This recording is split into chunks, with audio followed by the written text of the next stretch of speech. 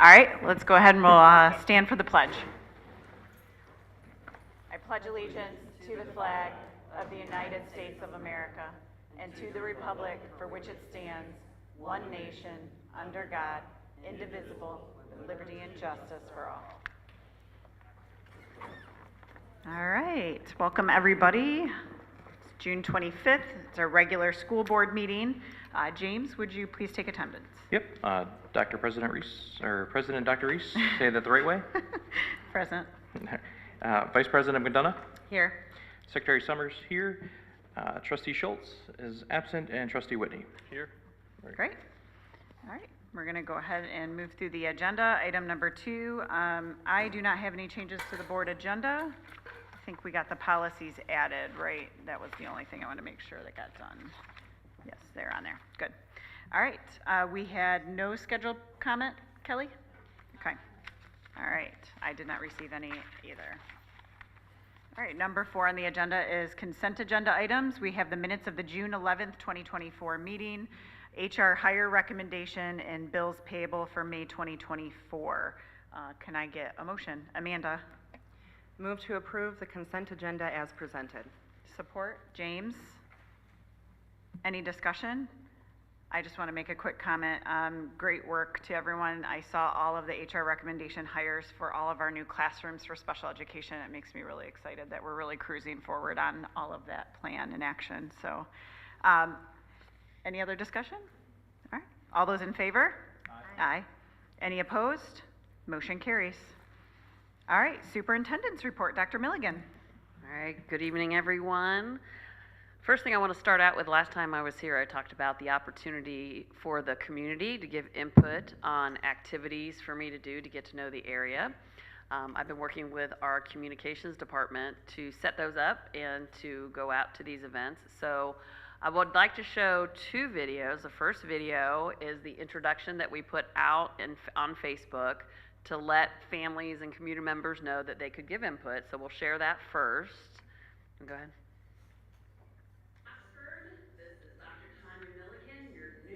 Superintendent of Oxford Community Schools.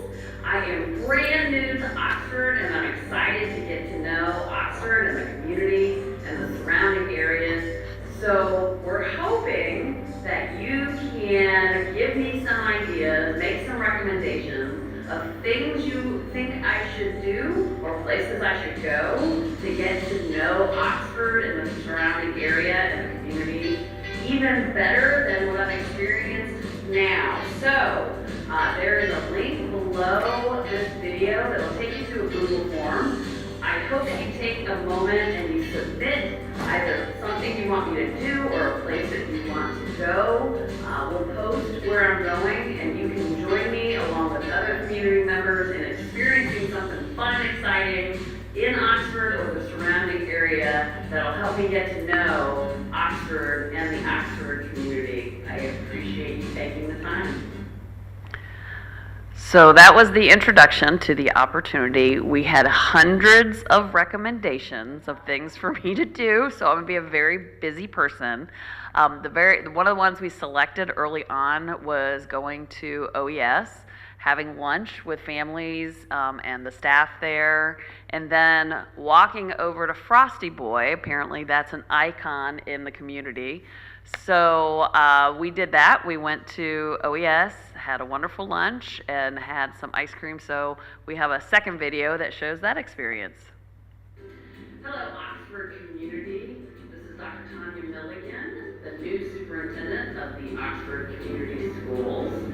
Here at Oxford Elementary School, here to enjoy lunch with our students and our families, our littlest students. I'm so excited. Food services and school lunches have just been a favorite of mine. Patty in the food services department, her whole department does an amazing job with food. So I'm excited to go in here. I understand the chicken tenders are wonderful, so I'm definitely gonna be having some chicken tenders, and I'm excited about it. And then of course, going with Frosty Boy, excited for that as well. Let's go on in.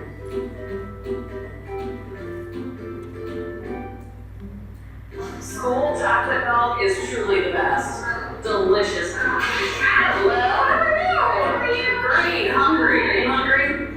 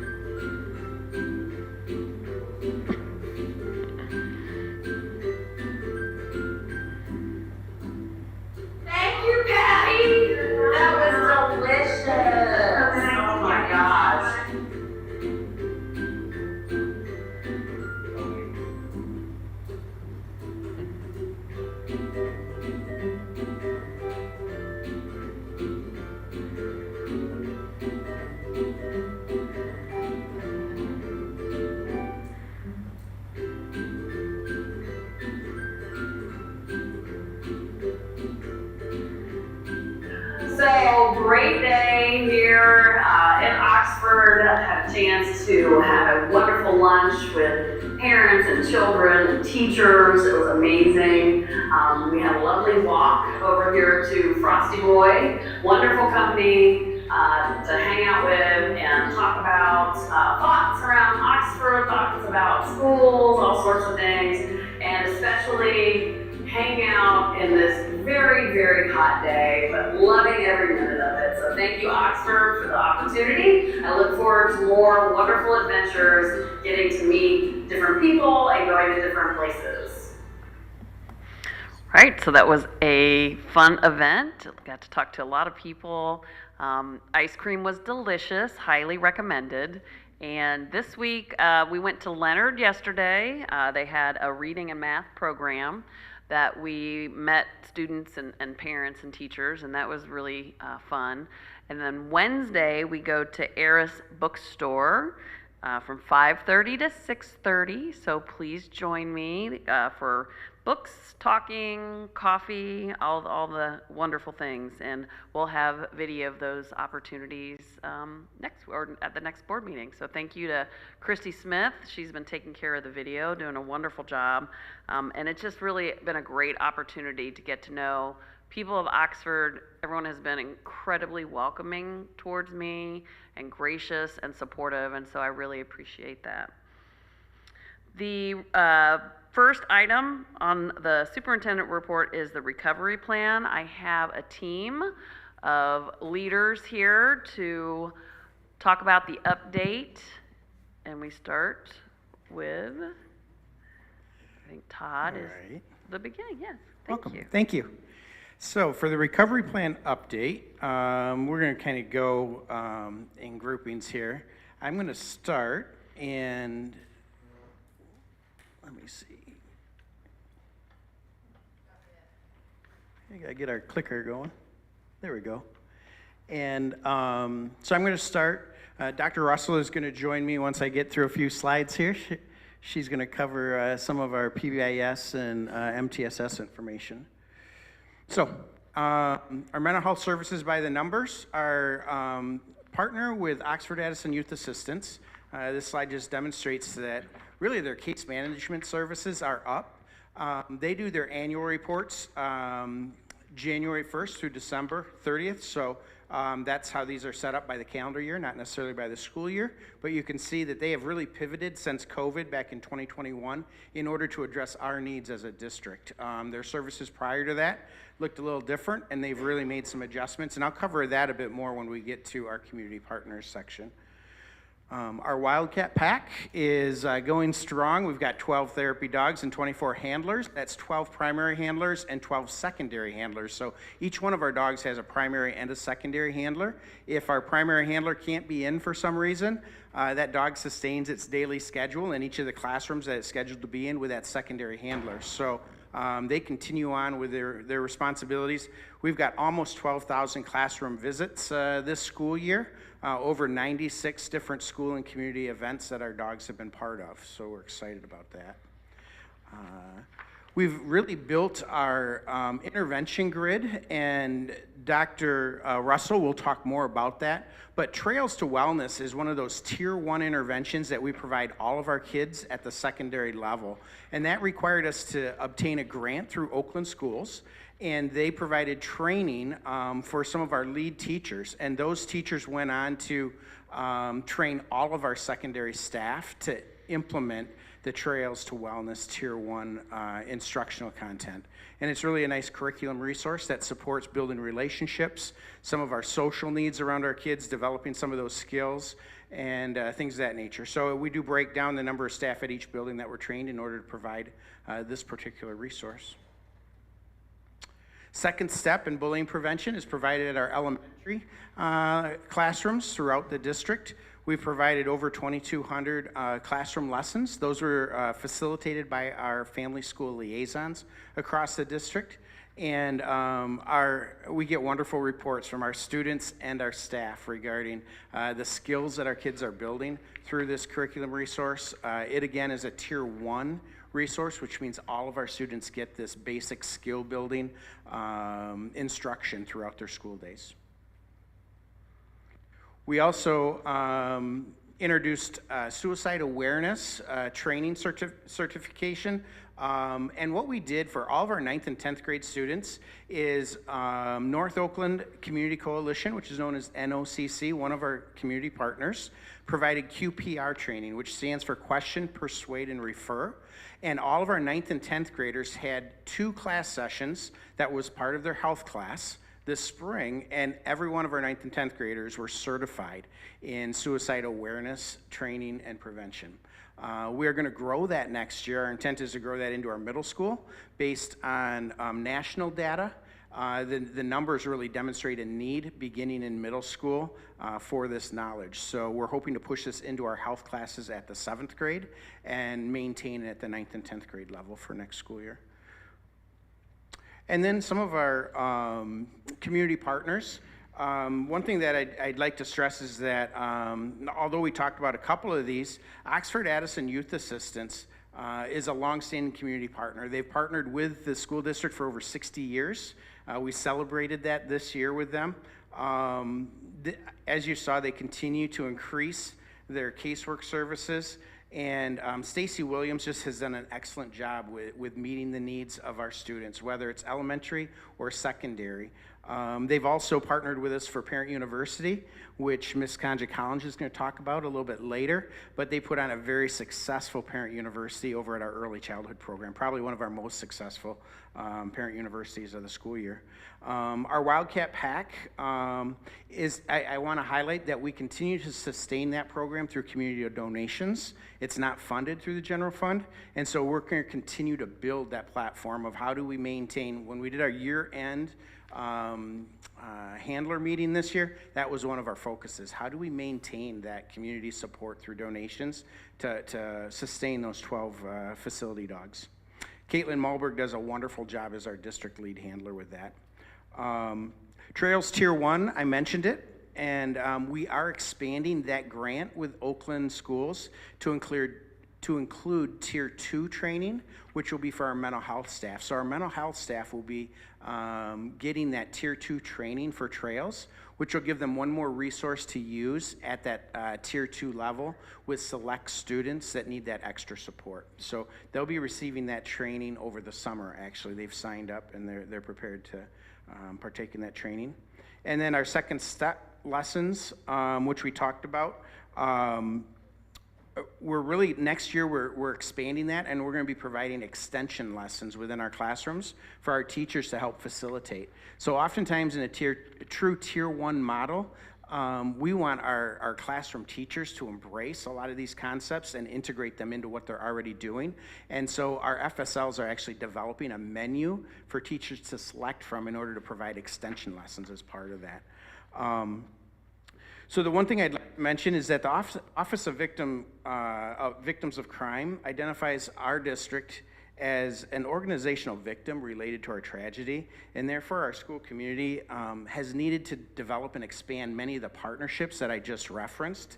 And it's important that we're able to really partner with those organizations in the community. So some of the logos that I've got listed here, I just wanted to mention. Easter Seals has been a great partner. They continue to provide co-located services, not only at our middle school and high school, but they expanded to our early childhood center, and they've been doing a great job this year. And we also created the same model, and I reported out to all of you that we created a partnership with Better Life Counseling, and they're going to be really providing the mirrored services at OMS and OHS.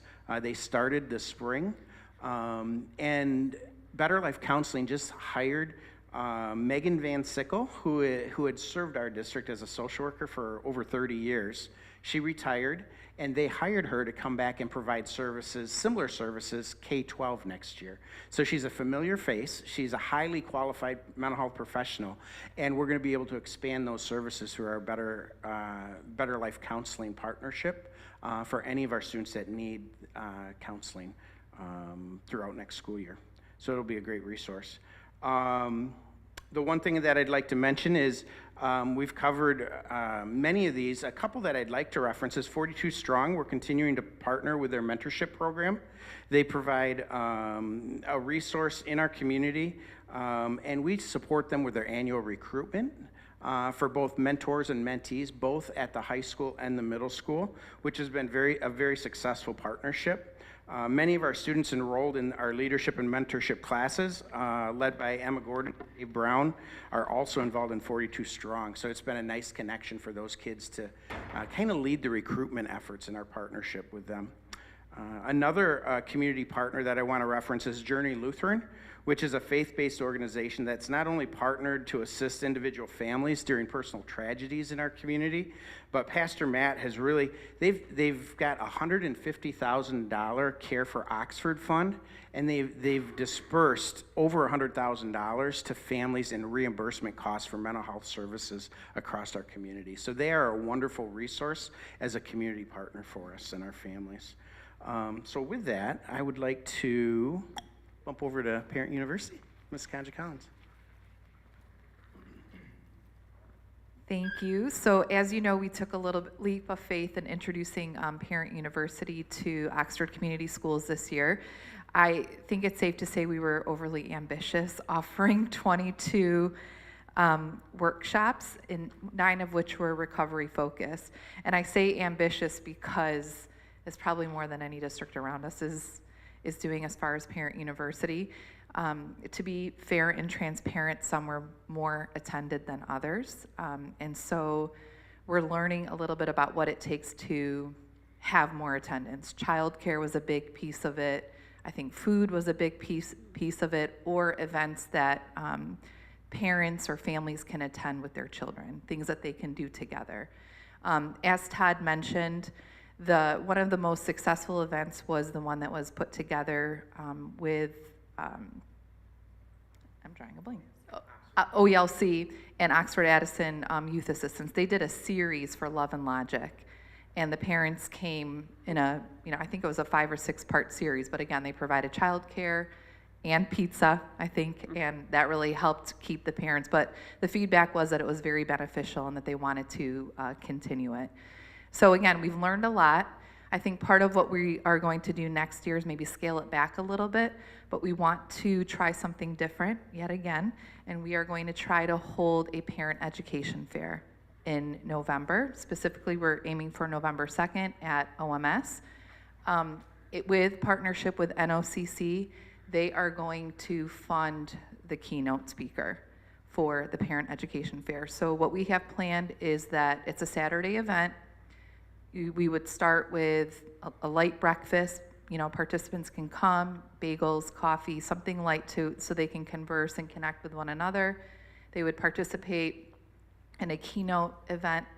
The speaker, I think, that we're targeting has spoken at Lake Orion and had very successful attendance there around just anxiety in general. And then there will be breakout sessions along with community resources and vendors. So we're hoping it's like a 9 to 1, 9 to 2 type event.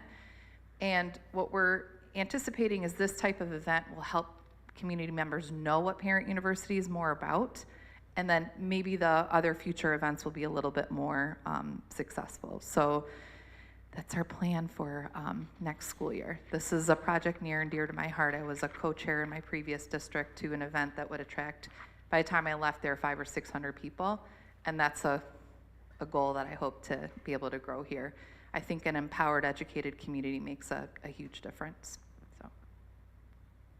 So, keep passing it down. Yeah. Thank you. Well, I want to come back into what we're doing to support our kids within our school community. So I'm going to talk about Tier 1 positive behavior intervention supports. This is something that has been a goal of the district for quite a long time, but was also increased after COVID and the tragedy as a way to make sure that our classroom and school environments are really strong and positive for our kids. So what you're seeing here is data that the school teams themselves provide. They go through something like a checklist and use a rubric to rate themselves about how well are they doing with implementing PBIS at this time. It is important to keep in mind that it takes years to implement something like a large school-wide initiative like PBIS. So they rate themselves and make an action plan each year to keep track of how we're doing and keep that moving forward. And you can see that all schools had large improvements in their implementation from last year to this year. And what they're trying to do is implement for kids and the whole school to understand what's expected across the building. What should you be doing while you're in our buildings, and how do you be a Wildcat or an Oxford Elementary student? What's really expected of you? And then they also implement really positive, great things that happen for kids when they're displaying those positive behaviors. So it creates a good, strong, positive environment for kids. We also make sure kids understand within that system what to do next if there is a behavior error. How do I fix that, or how do I restore that? So those are the kind of big pieces that they're trying to do there, as well as just make a happy, great place for our kids where we all are sure of how to act and interact. You can see there's a few schools that have earned their star already after just a few years of implementation. As you do that checklist, if you score yourself 70% or higher on your implementation level, you continue to write an action plan, you continue to move forward and keep working on that tier 1 improving and making it innovative and more fun for kids. But after 70% on that score, that really means you fully implemented the program, and you really should be seeing a difference for kids. And you can see all of our schools are on the trend and on the way there. We're also excited to keep expanding PBIS throughout the district. So the Virtual Academy is working with me on how do we do this in a virtual environment within our lab, but also when we're just interacting with kids through a screen. How do we make sure we have our expectations there and we have a positive environment for kids? OELC, the Littles are working on this as well, and just the high school is ready to roll out next year as well. So it's exciting to see that continue to grow. So tier 1, we want to make sure we have that SEL program like Todd was talking about, that we have an understanding of how to interact within our school, all of those great things, but we know some kids are always going to need more. So we have a couple examples within this PowerPoint of ways we're growing our tier 2 supports or targeted supports for kids that need just a little more support. One of the things we've been growing this year is a program called Cognitive Behavioral Intervention for Trauma in Schools. It's a mouthful, so we normally call that CBITS. It's the acronym for it.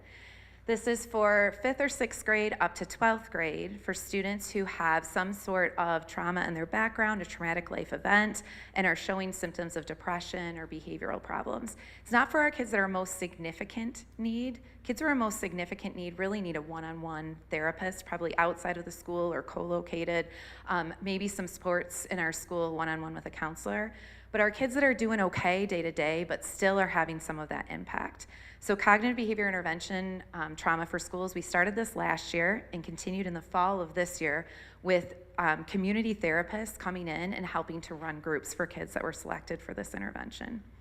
What we have done now throughout this school year is trained some of our own internal staff to be able to continue this great intervention group, that kids who were in it asked if they could be in it again the next year. Kids who are getting this support were saying it had a positive impact for them, so we know it's something we want to continue. We've been able to train 5 staff at the high school, 4 staff at the middle school, and all of our FSLs at the elementary, in the elementary version called Bounce Back, to continue to run this now and in the future.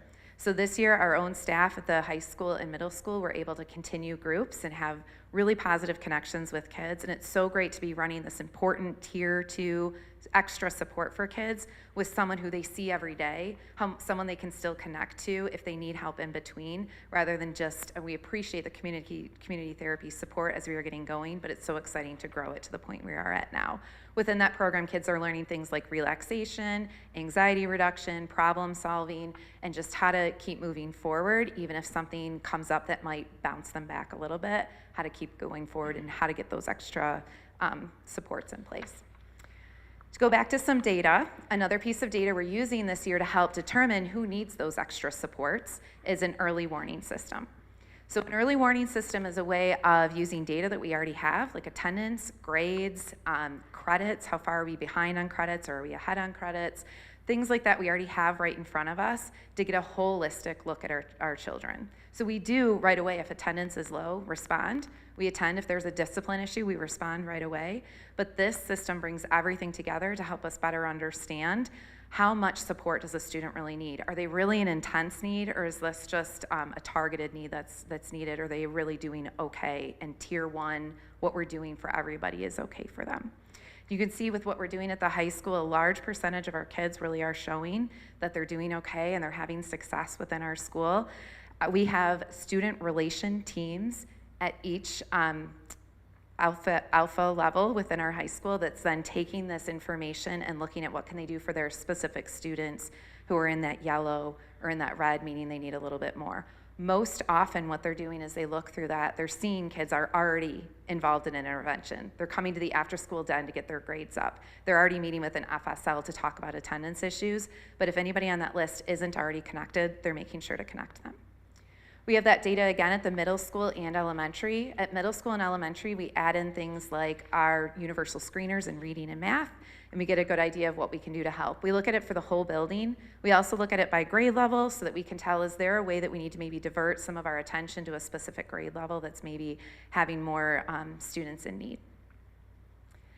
And then at our elementary level, same kind of thing. We're really stringent on our expectations of what means that you're doing well at tier 1 at the elementary level though, because this is the level we can have the biggest impact. So you see here a little bit more maybe kids that need a tier 2 or a tier 3 intervention. That's intentional, because at elementary, if we find these students that are struggling, we can have an even larger, quicker impact because they're young.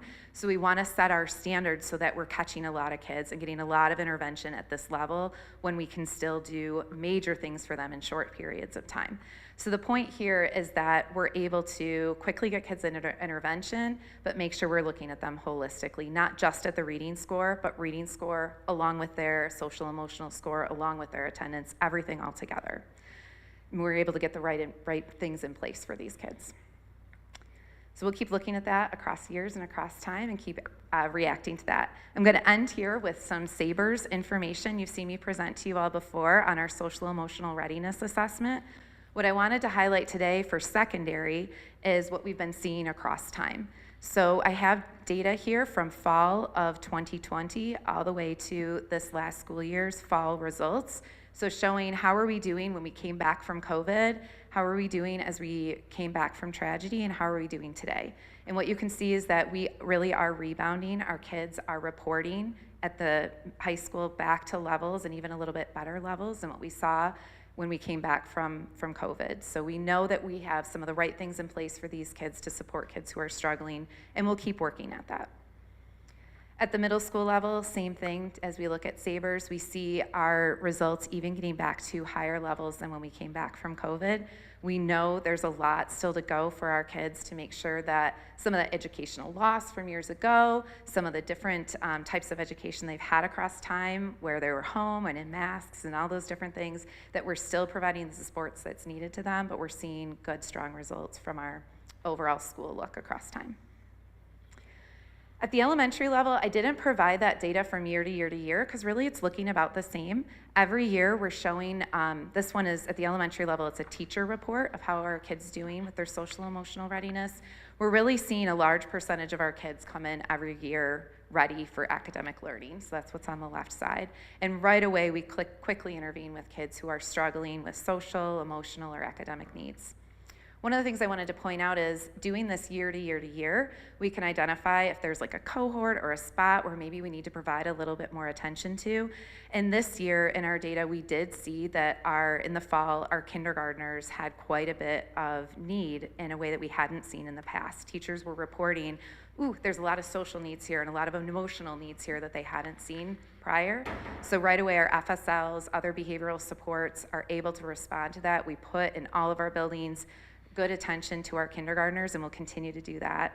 And for those kids or any other kids or any other group that we see needs additional support.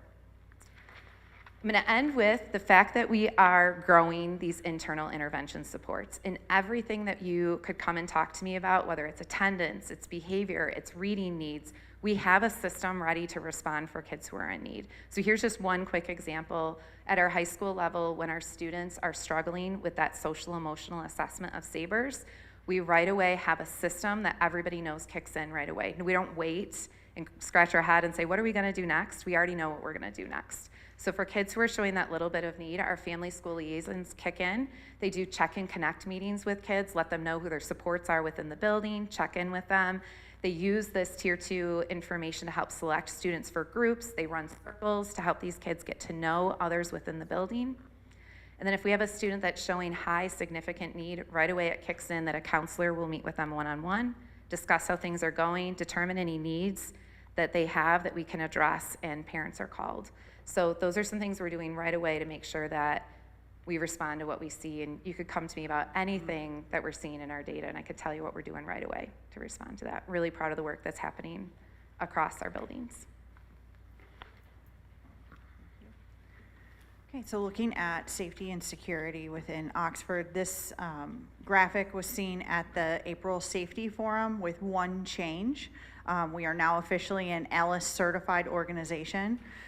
So it is something that took everyone in this district to be able to do. So I'm grateful for all of the paperwork that people had to fill out for me to be able to provide that evidence, the people who went through the training, and our students for participating in our drills.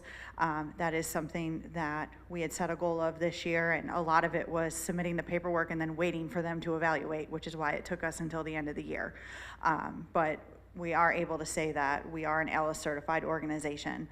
The rest of the numbers remain the same as Ryan and I have both reported. Our Vector Safe Schools training is at 99.3%. Our ALICE training is at 99.6%. And then Ryan also reported in February of this year that we've made an adjustment that before our employees' first day, they will complete this training. So we'll be able to capture people. A lot of this data, why we're not at 100%, deals more with medical leave, other reasons why people may be absent from work at that time. Our BTAM and our suicide risk assessment teams across the district, we are at 100% trained right now. We do have some staff changes, so we'll have to get that scheduled. But as I've shared, I am a trainer for the NTAC model, so we'll be able to provide that in-house based on our schedule. We continue to use the NTAC model for threat assessment and the Columbia Suicide Severity Rating Scale for our suicide risk assessment. And that's through the Columbia Lighthouse Project. And there's various methods of our teams being able to receive the training. There's self-paced, there's live webinars, there's in-person training. So that is something that we have them go at that through that cannot think of the word, I apologize, through that organization. There we go. For Prepare Workshops 1 and 2, our campus crisis teams remain at 93% changed and are trained, and our district crisis team is at 88%. Some of that, again, is dealing with staffing changes. And for a portion of the year, we're relying on outside organizations to provide that training. But as I've reported before, myself and Mr. Barless, we are both trainers for Workshop 1, and then Mark Suckley, Bridget Bittner, and Todd Barless are trainers for Workshop 2. So again, we're not waiting for other people to provide that training. We're able to embed it within our year. And then when we did our exterior door audit in February, we're at 100%. No one was able to enter our building except for the one unlocked door into a secure vestibule. And so I think that's really important as we develop a culture of safety throughout this district, that our person who conducted the audit really highlighted a couple of the campus administrative assistants, our Fortis personnel, our security specialists, and just everyone for being vigilant. And it's something that I think we should all be proud of, because it's not something my department can do or just Fortis. It takes all of us to do these things. The next update is Raptor. I did bring to you the emergency management, visitor management, and alert piece for your approval, and we shared this during the April Safety Forum and started to talk about it in my February update, but we are transitioning to them really to streamline and strengthen our practices. Raptor checked off a lot of our boxes that we were looking for enhancements to make. One of those, as we've talked about, Alyssa's Law, although it's not currently in place, we know it's in process both at the state and federal level, so that alert is going to be able to give us those silent classroom alarms. Being able to tighten up our visitor management and make things in a way that's going to allow for visitors to check in our contractors to check in and have specific questions based on their needs. Our emergency management piece for drills, there's reporting requirements for the state. And so being able to have that in one-stop shop, people aren't searching in their Google Drive, they're used to that in the app. As we go through emergency management, being able to comply with our standard response protocol and standard reunification method through the I Love You Guys Foundation that the state is also adopting as a requirement. And then Student Safe will house all of our threat assessment, suicide risk assessment, and bullying investigations next year. That is, the bullying investigations is currently housed in a department-created portal. And then we are currently using Navigate 360 for our threat assessment and suicide risk assessment data. All of that has been downloaded and will be uploaded into Student Safe, so there is still continuation of the data, and we'll be able to provide that for our BTAM teams.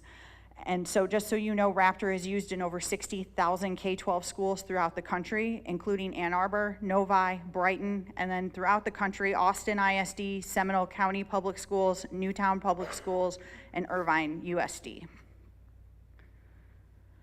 Our weapons detection dog, Daisy, which I thank Christy for making this look a lot better than I had done. We do continue to own Daisy, where we have a handler from Fortis. And as I've discussed during the April Safety Forum and in my last safety update, Daisy was independently evaluated, determined that she was competent, but could benefit from ongoing professional learning, like all of us in this room.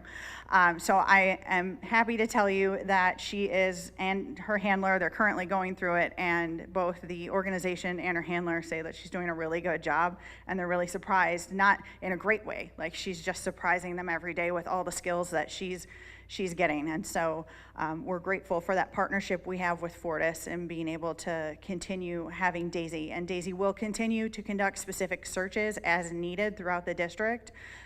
And so it's not an every day, every moment.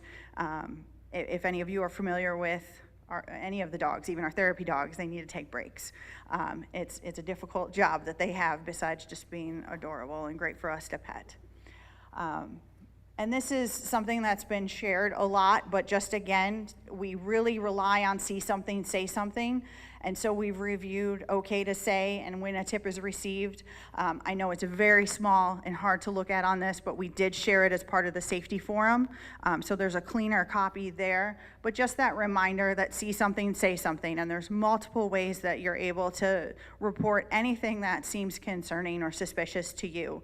But really understanding that any of your okay to say tips, it's a confidential tip going through the Michigan State Police, and they are the ones who determine whether or not the school district receives those tips. We do have a great partnership with them. The two that I talk to in the after hours, I call it hey, how you doing? Because it is the same two MSP officers that I talk to, so they know us. They do start things with, we know who you are, we want to make you aware of this. So they're understanding of that, but just continuing to know how we receive things and what our process is and what that means for us. And so during the school year, I had reported multiple times during my safety updates that we started doing monthly safety and security meetings on each campus. This was a time for anyone associated with the topic, whether it was BTAM, suicide risk assessment, or EOPs, to be able to gather together with myself for about an hour each month. And at the end of the year, I provided a survey to them because I wanted to see, does this matter? I mean, that's a lot of time, and it's time that we're asking people to take away from being in classrooms, if they're in observing instruction, if they're being away from kids. And so really looking at this, how they feel, their knowledge of our threat assessment, suicide risk assessment policies, processes, and procedures. 76.5% said they felt very confident, and 23.5% said they felt confident, and no one said they felt somewhat or not confident at all, which I think is huge. When you look at 100% of our suicide risk assessment and threat assessment teams feel very confident or confident over the policies, procedures, and processes. Looking at knowledge of your crisis response procedures, which is where we get into the prepare crisis response model, we had 70.6% felt very confident, 27.5% felt confident, and 2 felt somewhat confident, and 0 responded not confident at all. Knowledge of the district's safety policies and procedures, 70.6 felt very confident, 29.4% felt confident, and 0 people reported that they felt somewhat confident or not confident at all. And what I feel is important is understanding who to contact, because we can't know everything and we can't be the master of everything. And sometimes, do you know who to call? And so 98.1% of the team said they felt very confident, and we had 1.9% said that they felt confident, with 0 saying somewhat or 0, or no confidence at all.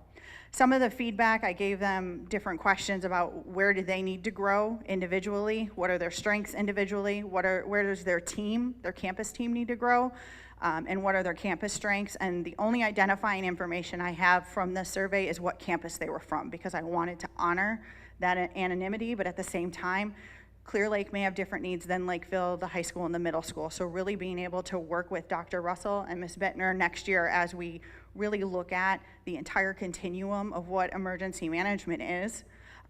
So really being able to hone in on what each campus's needs are. And so some of the feedback in the open-ended section that I left for them was that these meetings were the single most beneficial part of our improvement since our tragedy, in my experience. They go a long way in adding to the feeling of professional value and respect. The ability for teams to have feedback to our district policies and procedures is so appreciated. Another person said, I thought this process was helpful. It provided a safe space to discuss our school process and how to continue to improve as support staff. Overall, having a bridge to district guidelines helped with understanding, asking questions, and leaving meetings with a plan.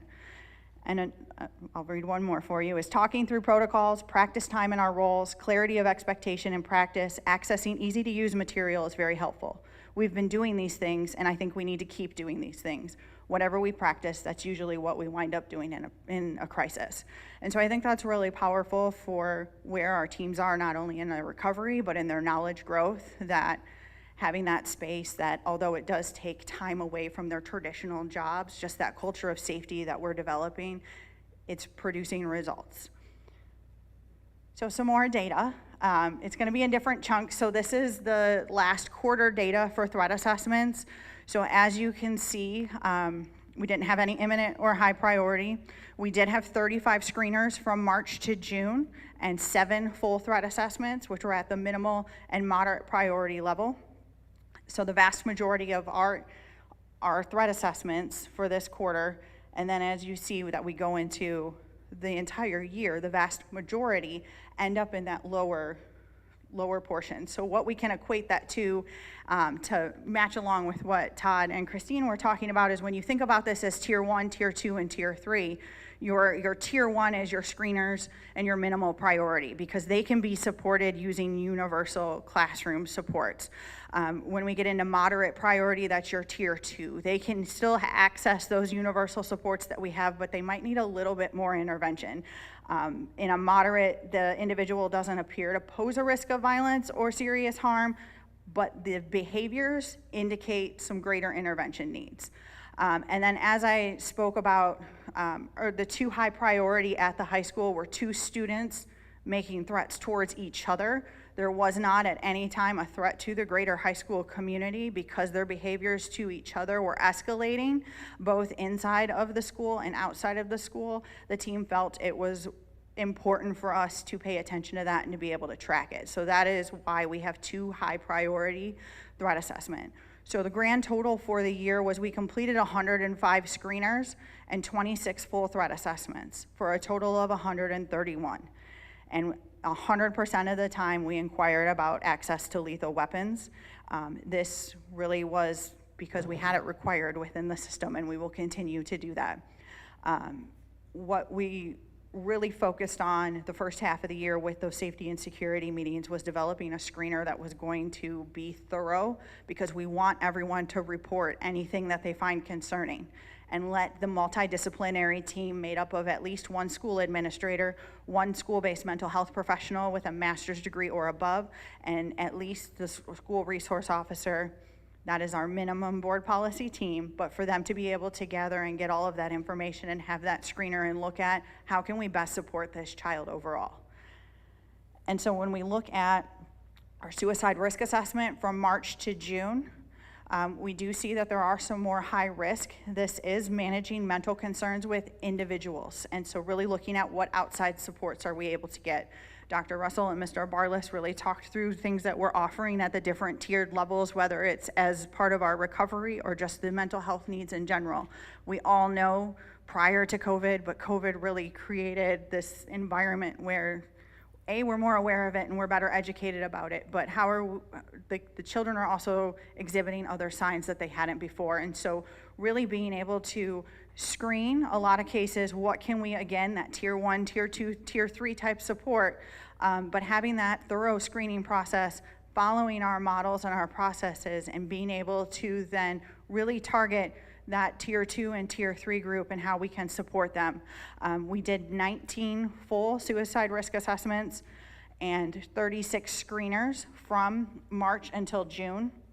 And then when you look at the entire school year, from August through June, we had a total of 150 with 100 screeners and 50 full suicide risk assessments. And some of this are repeated screeners. If you are a high risk, you may, again, be at a moderate or a low or be screened, but just really being able to be vigilant that anytime we hear reports of anything, we are going to gather that multidisciplinary team to be able to evaluate it. And again, we did inquire about dangerous instrumentalities, including lethal weapons, 100% of the time. And so Dr. Reese last year had asked, and I was curious myself, is what does this look like from year to year? And so this is the data comparison for the elementary threat assessment. You're able to see, because we did not have the screening process as thoroughly in place as we do now, that data wasn't able to be shared for the last school year. Last year was the 2022-2023 school year was really getting the training and those foundational pieces, so that this year we were able to really dig into that screening process. So you can see having that screening process, taking that NTAC model screener, and then adding things like making sure we're notifying the right people. If we're not moving to a full assessment, why not? What are we doing instead? How are we supporting that child? Who are we contacting? What type of supports are in place? And Dr. Russell did a great job of showing with the SABRE data is like the process. Although I like to say I'm bringing some black and white to a very gray process, because even if there is a student who we're screening, we may still recommend that they need to go see someone outside of Oxford Community Schools. We may need to put some sort of safety plan in place. So with that understanding that we do have a process, but it's unique to the individual needs of the students. And this is the secondary threat assessment data comparison. And so in 22-23, in the yellow column, those were full assessments that were being done. And so that requires your multidisciplinary team, questioning multiple students, teachers. Takes a lot of time. It takes hours, it takes days for things that may not be something that's threatening in nature. It could be school inappropriate. It could be concerning. It could just be something someone heard somewhere and we didn't have anything. So being able to screen that, but still collect that data to capture it, to keep track of the student's behavior is a huge piece. And then looking at suicide risk assessment, same thing. We did develop a rather robust screener, so that was able to help our multidisciplinary teams stay focused on the task at hand. And as I've shared, we did have multiple different professions, experts in threat assessment throughout the country be able to look at this, whether it was districts that we've partnered with who've also experienced tragedy. Dr. Melissa Reeves has looked over this. I'm a member of the Association of Threat Assessment Professionals, so it's been looked over by a group there as well, just to make sure that we're really thinking through everything that we could. And then here is the secondary suicide or risk assessment comparison.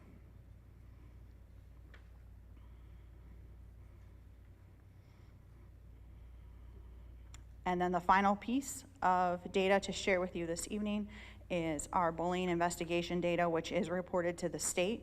We did have a total of 36 investigations, 12 instances of bullying. 10 of those were at the high school, 2 of those were at Lakeville. Majority of those at the high school were based on cyberbullying, And so that is something that the high school administration and I have talked about, of things that we can embed, whether it's posters throughout the school, advisory lessons, because the cyberbullying was what was really predominantly what was going on at the high school. And then additionally, there were 24 that were found to be not bullying. So.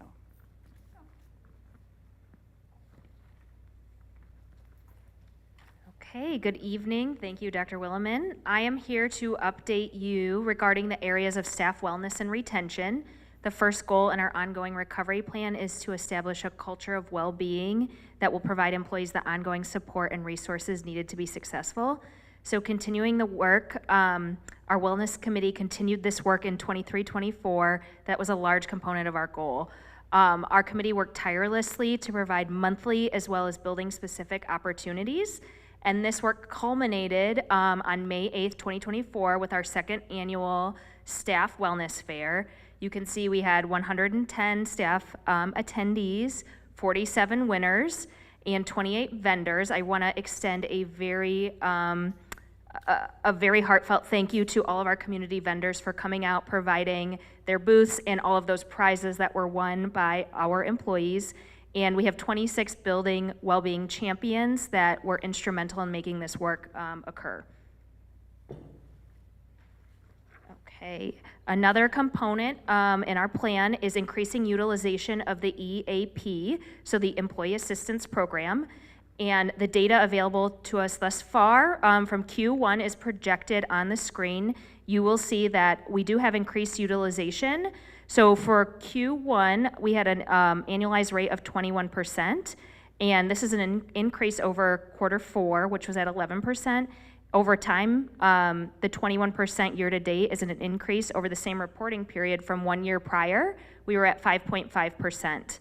Additionally, Aetna provided 11 days of on-site counseling for our staff and 2 training sessions in 23-24. Next, you will see data from our Oxford Community Schools Pulse Survey. This was sent out to all staff first in October 2023 to help frame the work of the Wellness Committee. I'm going to advance to the next slide to show you our Pulse Survey from May 2024. So we asked 6 questions of our employees. It is very tiny, but the first question, I'm going to read it so everyone knows what we're looking at. The district prioritizes my health and well-being. I am aware of resources available to manage stress and to support my mental health. I feel a sense of belonging in my workplace.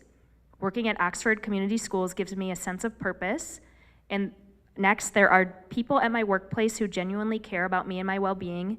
And finally, I am aware of the Employee Assistance Program and the type of help it provides. So we did have increased participation in May 2024, 29 more respondents. For questions 1 and 2, we saw increased positive responses from staff. In questions 1, 2, 3, and 6, we saw decreases in the strongly disagree and disagree responses, so good trend there. And then questions 4 and 5 remain flat in both positive and negative responses, so that will help frame the work in 24-25 of the Wellness Committee.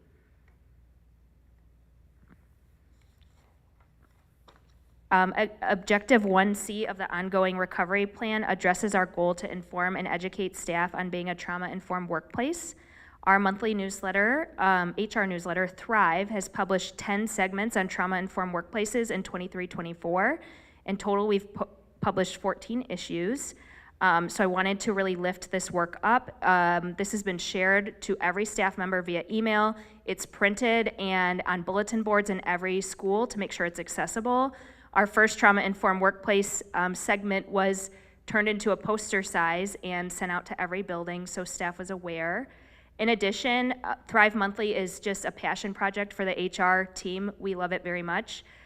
We've had staff spirit days every month and randomly selected winners of various prizes.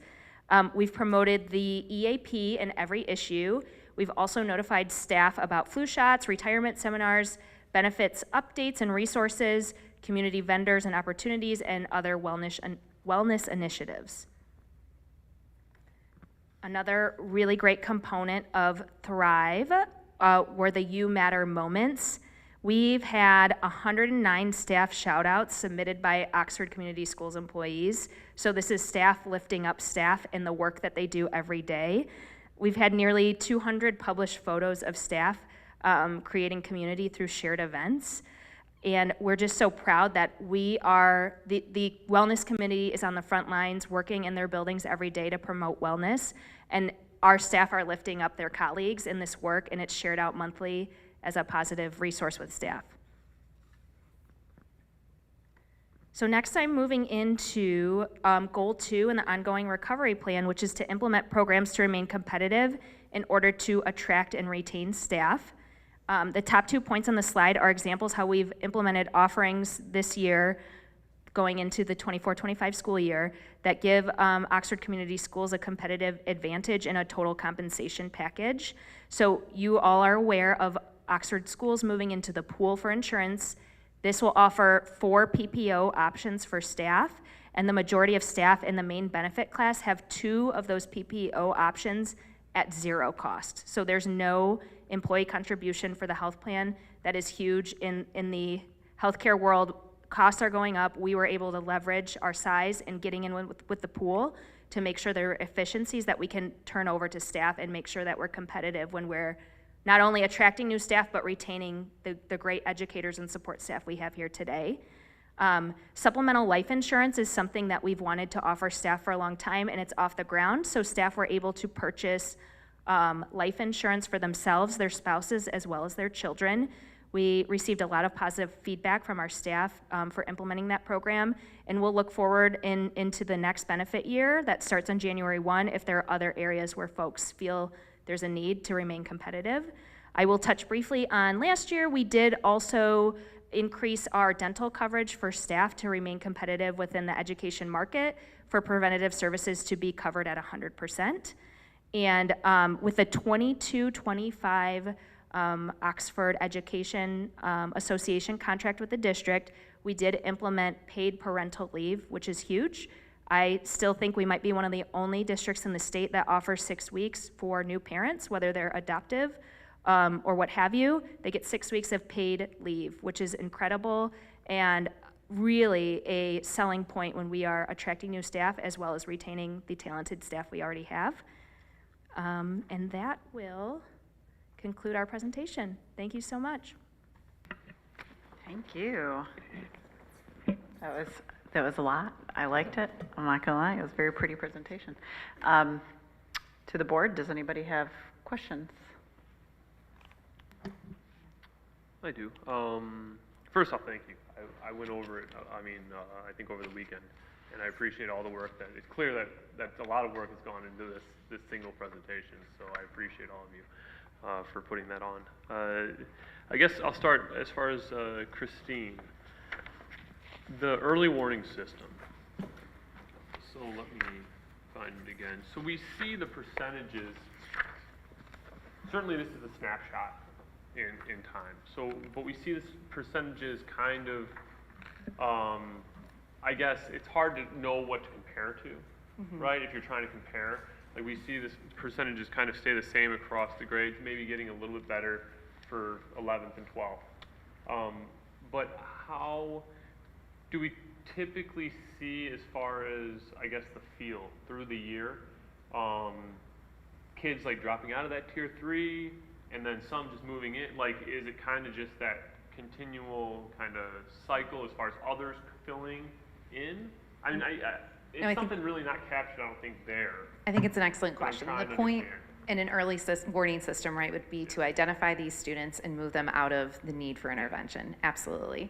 So this was our first year really utilizing the system, and our counselors, our principals and vice principals, FSLs are really getting used to looking at that data and using it to look holistically. For years, of course, we're always attending to these pieces. Like when kids' grades are low, we've always enacted something. When kids aren't attending school, we've always enacted something. This is the first time that we're looking at it holistically.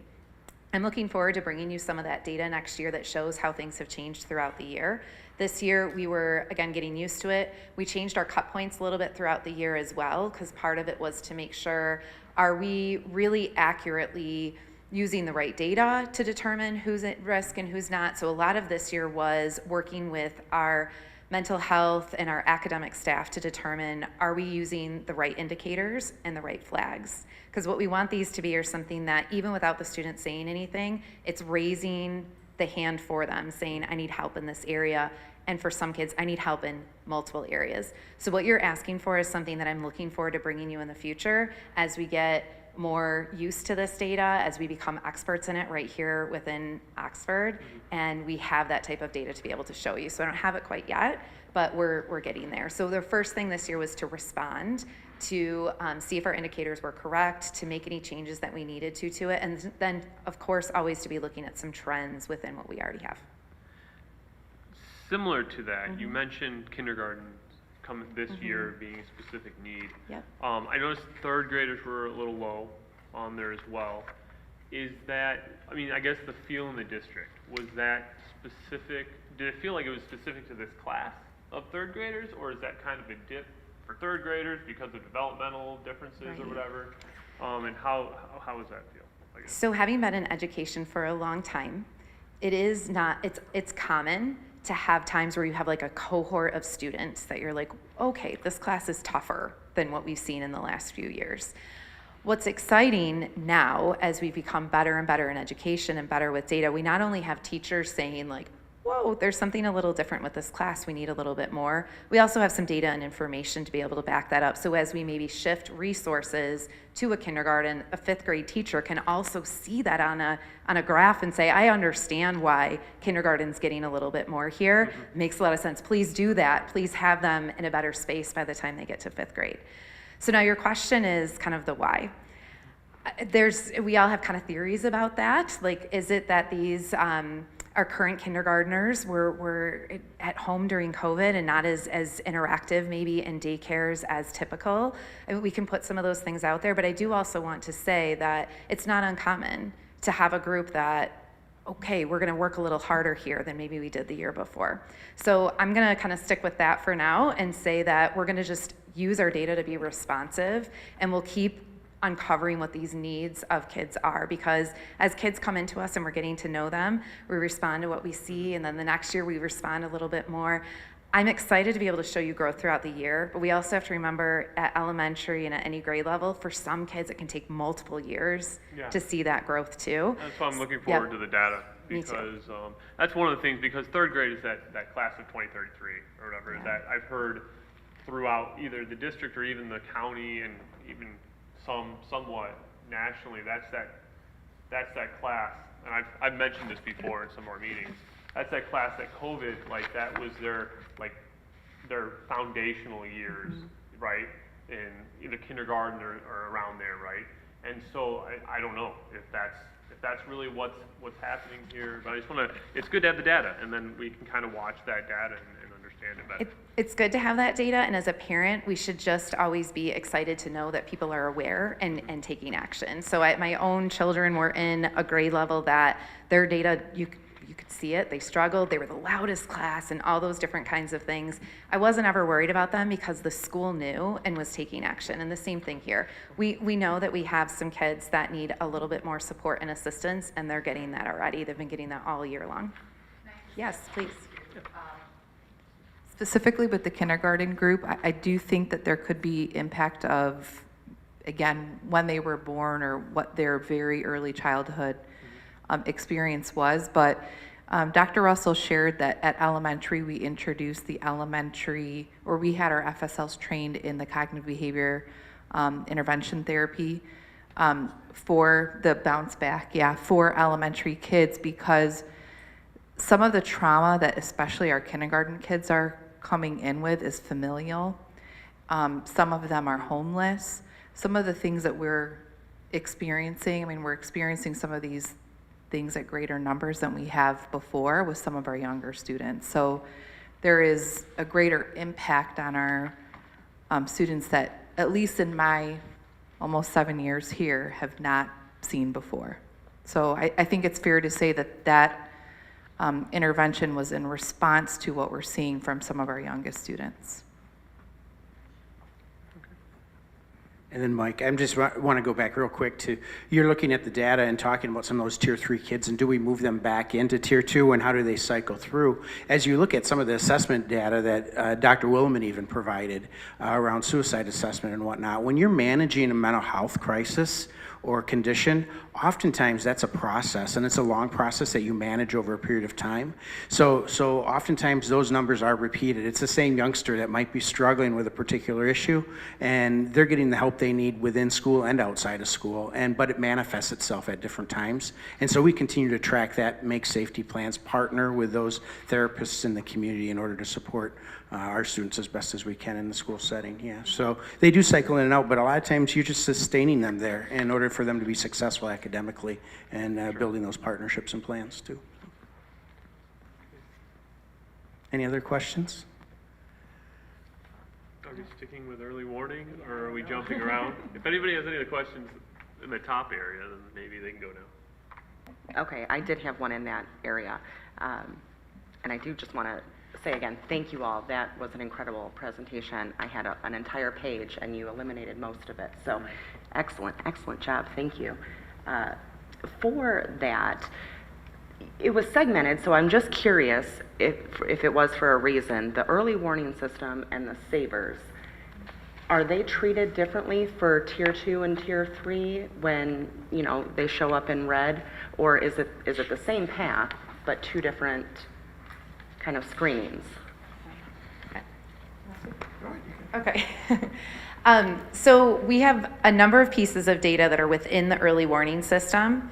All of those pieces of data are being looked at already prior to the early warning system being pulled together. That early warning system can be pulled together mid-semester, end of semester. We can look at attendance data 3 weeks into the school year to see how attendance is going. We can look at grades, 4 weeks into the semester to see who's behind. So things are being looked at already. So we do have a system in place for as soon as Sabres is collected, we're going to respond immediately. We're not going to let that data sit and wait until we put it into another system.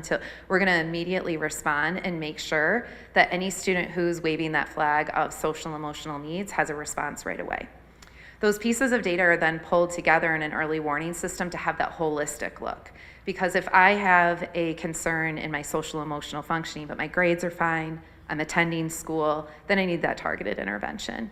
But if within this holistic look, if my social emotional is looking low because of Sabres, I'm also failing some classes, I'm also struggling to get to school, we really need to make sure that we don't have a targeted intervention, that tier 2, that we have that student involved in a tier 3 intervention.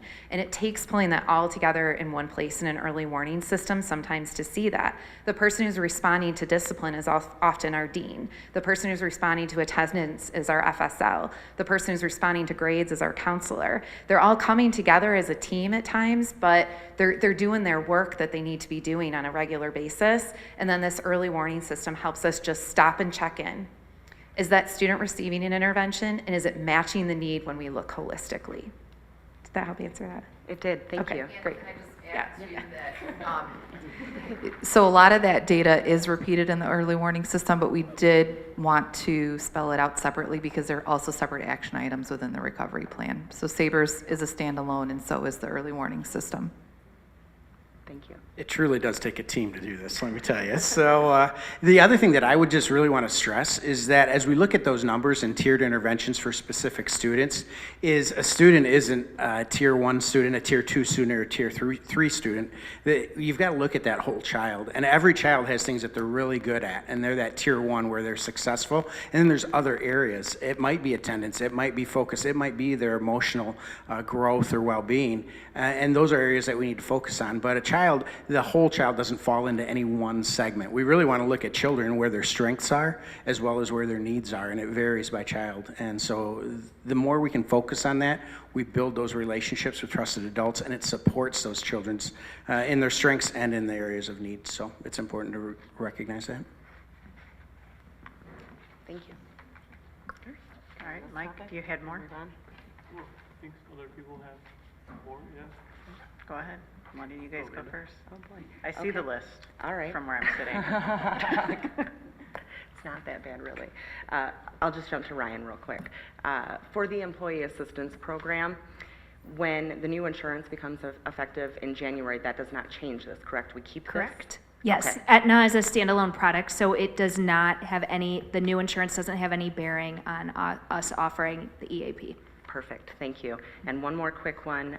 With the Wellness Committee and the Pulse Survey, it seemed to me from the data that it was strictly staff that was surveyed. Were subcontractors, transportation or subs or anything included in that or not? So it went out to everyone with an Oxford Schools email address, and we did Okay. ask them to identify their building or maintenance, transportation, kind of their department. So we do have it broken down for our committee to study and bring back to their individual teams. So anyone who has an Oxford Schools email, and all of our subcontractors do have one.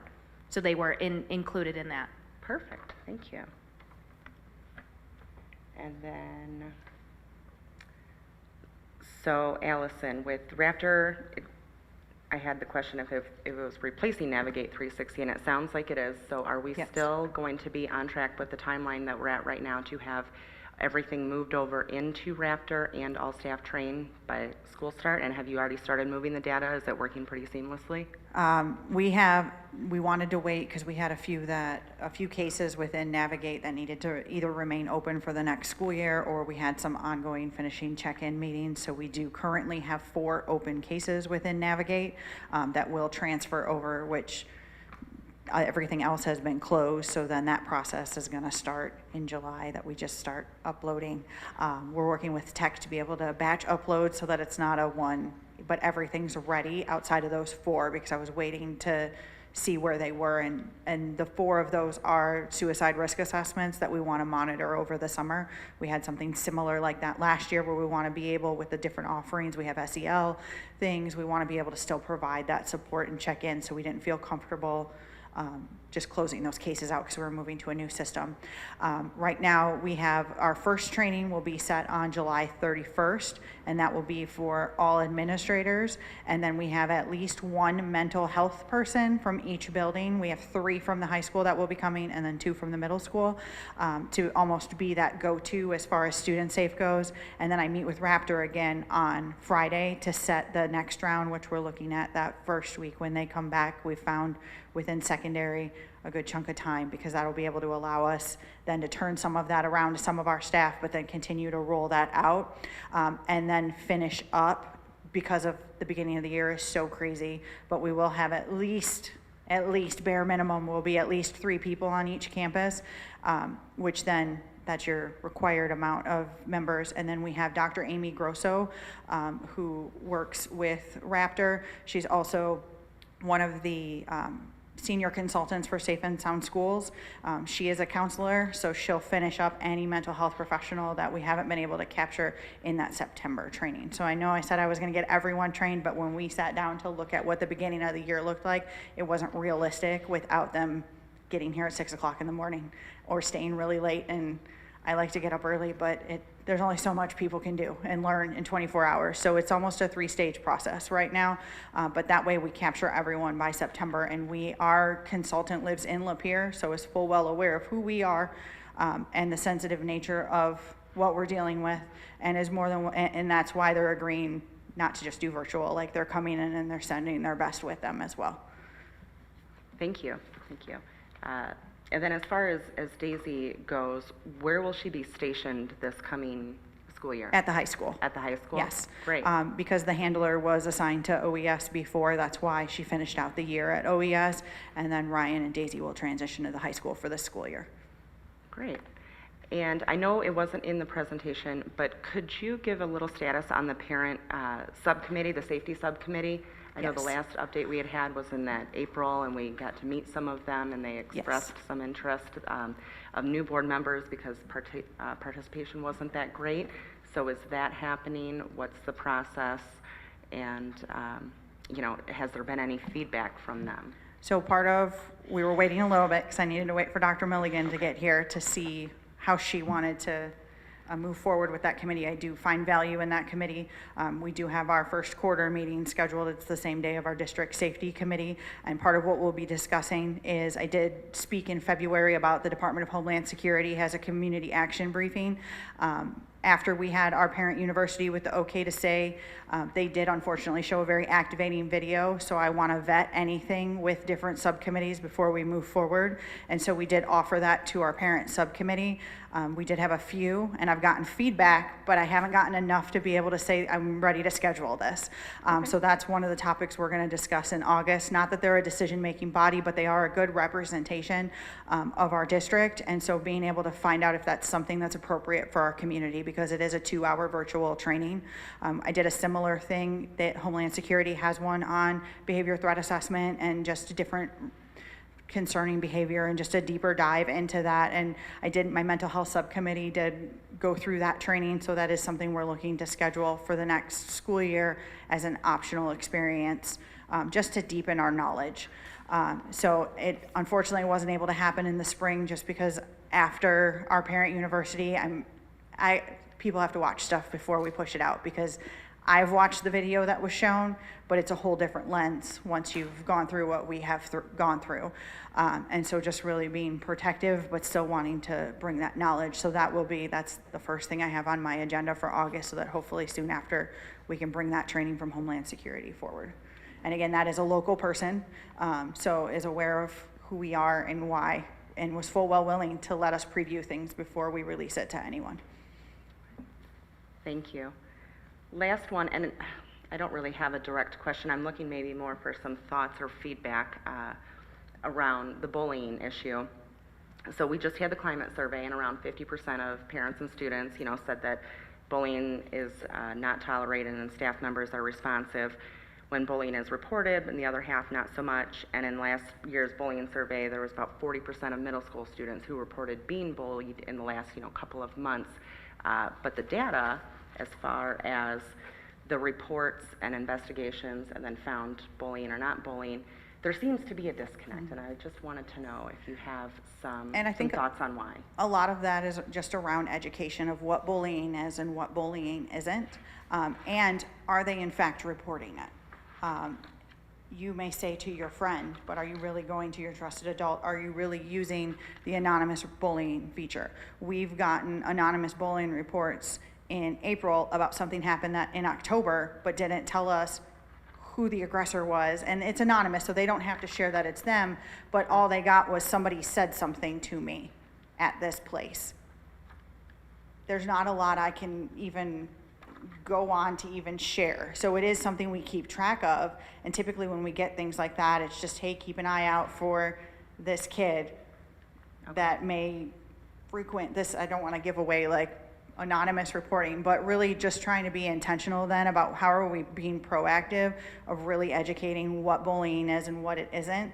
And is it because we engage in some sort of fight, but she's Snapchatting me things and I'm Snapchatting her back, but I'm gonna call that bullying even though we're both engaging in something, and letting us know on our level so that we can use our restorative practices, use our counselors, our FSLs, and really bring, again, looking at the whole child and what that relationship is, and not necessarily because I feel I'm getting picked on, but I'm also then engaging. So how do we problem solve that to be able to not, I don't have to be, and nothing against Ryan, she's just right here. I don't have to be best friends with the person, but how do we work together or just exist in the same environment together? So that's going to be a lot of, like I said, the high school had a lot of cyberbullying. That was predominantly what their instances of bullying are. So how can we embed that proactively, whether that's through our partnership with the Oakland County Sheriff's Office, who has some really good presentations on that, but within our advisory and just different, even if it's posters or just working with Christy for different things that we can push out to be proactive. And again, see something, say something. Like I would rather have something happen to me in November somewhere, and that at least gets us like aware of it, than not having it reported at all. And if there is something, if you feel you've reported something, whether you're a student or a kid, and it's not, you don't feel it's been addressed, reach out to the campus administrator, report it again, contact me. We'll look into it. I would agree that I think it's a discrepancy between definition and reporting.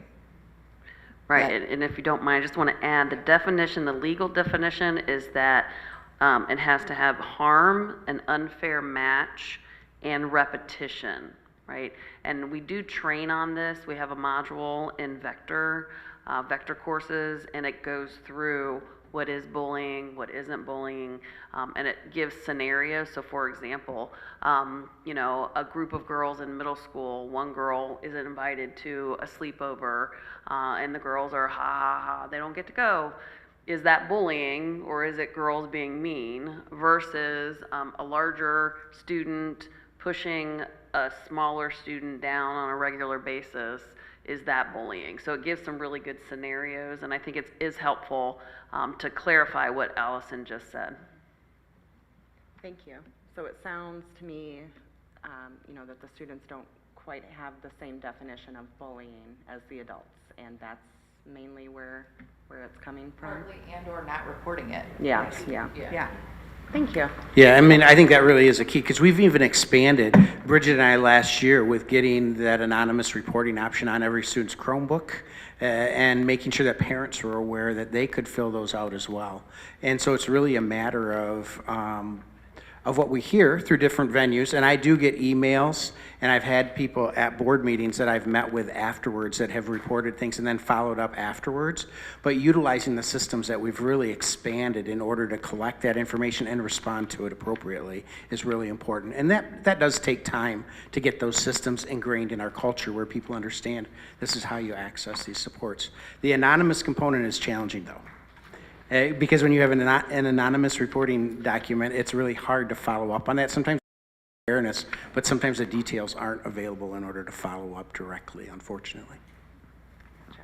I appreciate it. Thank you. Mike, did you have more questions? I've got two more, I think, both for Allison.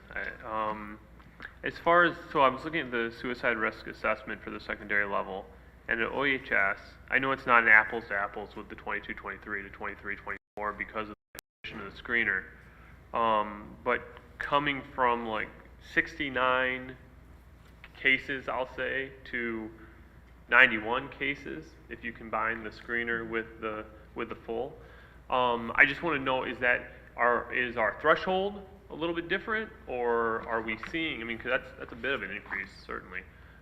As far as percentage-wise, so I just wanted to kind of understand that jump, if it's just not apples to apples, or. I think with a lot of the programs and education we're bringing in, the net's getting cast wide, because it's not just teachers reporting, kids are reporting. Okay. And they're concerned about their friends. And I would much rather see that we're screening 63 of them, because that means our kids are taking what trainings that have been provided, and they're like, that doesn't sound right, I need to tell someone. So what I think is really important is looking at that 28, and I know we don't have that valid comparison because of not having the screener in place, but I would rather cast a high net every day when it comes to something like suicide risk, because we can have all the systems in place, but sometimes it takes someone going to their counselor and saying, I'm really concerned about Allison. She kind of said this, and then having that conversation and opening that door to really develop that relationship and find connectiveness with those students. So I don't have a clear answer for you on it, and I don't know, because that's your world, but that's my side. So, Yeah, and- actually, I wanted to. Go ahead, James. Mike, so, and keep me honest on this, Allison. When we're looking, it's 63 screeners total, but out of those 63, 28 turned out, or they're two No, separate? they're compounding. Okay, thank you. Yeah, so those 28 may have started as screeners, or they may have presented information that from the get-go, the team said we're going to full, but we wanted to keep that separate so we're not overlapping any of that information. So same as with the threat assessment, those are true screeners versus full assessment, because sometimes we do have to go through a screener on either side, and then we say, we better go to a full, or we know from the get-go, we better do a full. And so we wanted to honor that and keep those numbers separate. And I do think, because we're reviewing the recovery plan, the National Center for School Safety really consulted with us heavily early on as we were developing the recovery plan, and they really encouraged us to grow the capacity around suicide awareness amongst our students. And even over the last year or so, we've gotten a lot of feedback regarding the validity of the SABRS assessment with our students, and some of them are kind of making light of it and whatnot. And so by training our students in QPR, question, persuade, and refer, it creates that next layer where peer-to-peer reporting has probably increased. It's creating that awareness, and it's another layer in order to support our kids that are reaching out. Even as I monitor our Gaggle and Go Guardian incidents, we oftentimes respond with students communicating with students on district networks or on devices where we capture they're looking at, either harming themselves or someone else, and we follow up on that as well. So we've got many layers in order to support, and that data represents that, I think. I think my last one. The survey for the end of year safety security survey. So that was given to our safety and security teams, that's correct? Yes, at each Directly? campus. How is that audited? Like, so I can say that, I know our policies, back of my hand, but it's one thing to say it, obviously. So And how is that audited? partially what we do during those meetings is we have different themes. And so one of them, we did an Alice drill, there's cards that we had. And so it was, okay, here's the situation. What do you do now? And it's almost the pop quiz. I don't even know what the cards are going to say. It's going to say, oh, you have an A card. What does your A card have? Oh, let's look at the L card. What does the lockdown card say? And they have to answer it in that moment. And then part of the auditing process as far as their knowledge of threat assessment and suicide risk assessment is really going into what they have within the system and the threat assessment and the suicide risk assessment themselves. And are you following through what it is? Or are you trying to check the box and just say, stuff written here, or are you actually getting through? And part of that was working through that and taking the same example we had in our training, and I built that as an exemplar within the model so that they could see in our system on our paperwork. And I'll do the same thing with Student Safe, so that they have something they've already worked through, and we baby stepped with that one for part of our meetings, but then they're also able to see this is what the exemplar should look like. And we constantly, I'll go back to in this policy, or I'll say, what policy is that? Where do we have this information? So being able to embed that, things like reasonable suspicion, Troon has done an excellent opinion on that with the Michigan Association of Secondary Principals. And so we'll say, okay, where is that? Show me this. And that's part of what, as much as it is about collaboration and bringing, some of it is that pop quiz time. What are we doing here? Those meetings seem incredibly valuable. I just wanted to confirm they will still continue into next year. That's your plan? Yes, and Great. I'll be working with Dr. Russell and Ms. Bittner as well, so that we're able to really look at the entire gamut of emergency management, because it's not just the response piece, it's not just the physical security side. We also have to look at response and recovery. We also have to look at MTSS and how that plays into it, which is why a big reason why I referred to that in tiers as well, because within MTSS you have behavior. And at the core of any suicide risk assessment or threat assessment is a child in crisis. So how are we supporting that child? What are we looking at with attendance, behaviors, discipline, write-ups, what is going on in these classes, and really focusing that on personalizing those plans, because it's not just my department, it's all of our departments to be able to do this. Thank you. All set? Okay, before we go though, this is very important, because we all stood up here and presented, and really they did most of it. I do think it's important to thank Christy, because she's the rock star behind that presentation. So thank you, Christy. Yeah, Yeah. do appreciate that. And thank you to all of you guys. It's been an incredibly tough couple school years, and just the amount of information that you guys gave us, I think, I didn't look at the time when we started, but it was very comprehensive, and I appreciate it immensely. All right, moving through the agenda, item number B is the Drainer property update. Dr. Milligan. All right, so our property at 775 Drainer Road will be known as, and this is going to be its official name, the Oxford Education and Innovation Campus, also known as OEIC. So when we refer to OEIC, it is referring to that property. All right. We are going to be focused on moving groups of student there towards or setting up for receiving students towards the end of July, beginning of August. That includes OVA, Bridges, and Loft students. We will also be looking at moving our tech teams and several other teams to that location, hence the education and innovation. Because of the fire, there was cascading events that were taking place for abatement as well as finalizing the project. So they're essentially flying two planes at once, trying to figure out how to land them both. And pursuant to policy 6320, which gives the superintendent authority to make emergency purchases without prior approval, I did make 2 approvals last week in order to continue the work and ensure that we are ready to receive students. So the first was for ceiling tiles. All of the ceiling tiles were in the facility prior to the fire, and they received severe water damage and had to be replaced. When you put tiles in, it creates a tremendous amount of dust. So we have to do that before we paint, right? Because if we have dust and then we put paint on it, it's not going to work very well.